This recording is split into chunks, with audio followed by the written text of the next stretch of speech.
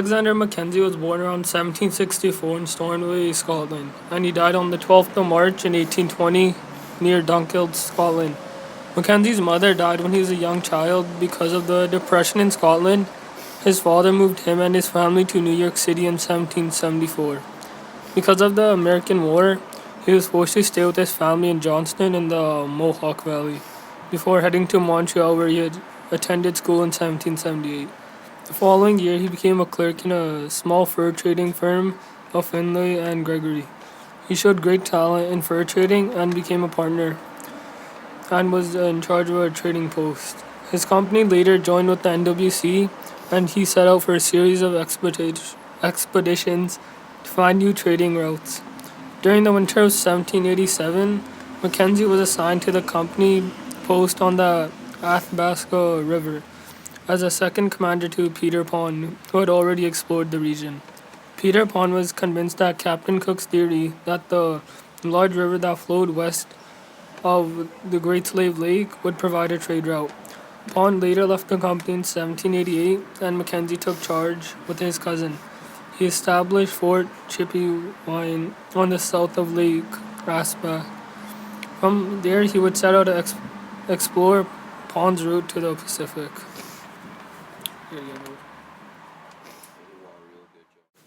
On July 22nd, 1793, Alexander Mackenzie became the first European to reach the Pacific coast overland.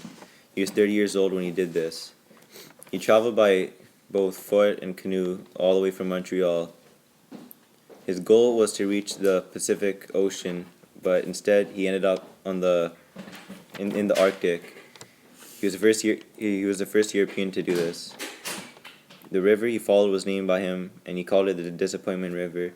This is the same river he followed that led him to the Arctic. Today, the Disappointment River is better known as the Mackenzie River. He made many different attempts until Alexander Mackenzie finally brought himself to the Pacific Ocean. This took him over the course of many years to do. When he finally reached the Pacific Ocean, the Northwest Company was not interested in the new passage. After Mackenzie's failure to find the Pacific Ocean after accidentally finding the Arctic Ocean, he regrouped back east in Montreal to redo his efforts to more carefully find his way to the Pacific Ocean.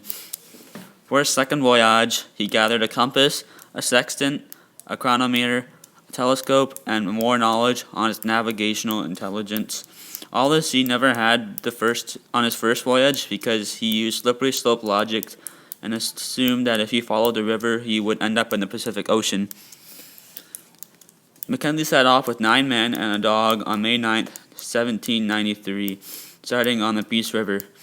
Mackenzie got help from the Beaver and Cree tribes as they supplied him with canoes and pemmican for such trade as weapons and other European goods.